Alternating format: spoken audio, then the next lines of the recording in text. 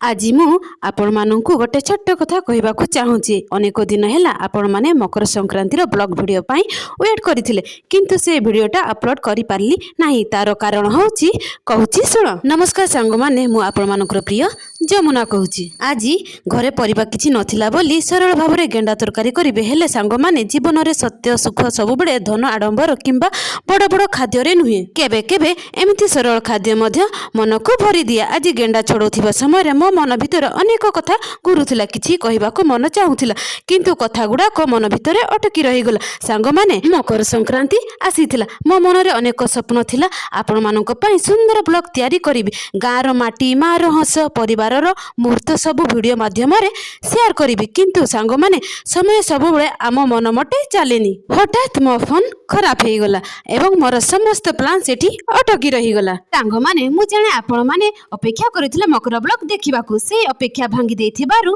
मनरु दुखित। हेले विश्वास करंतु सांग माने वीडियो नथिले भी आपण मानक पई मोर भलो पाइबा अतुट अछि। आपण माने जे मो पाखरे अछंती सेटा ही मो पई सबुठारो बड़ शक्ति। आज एही छोट छोट काम सहित मो मनर कथा आपण मानकू कहि देले। आशा करूछि आपण माने मते बुझिबे एवं सेही बड़ी भलो पाइ जिबे।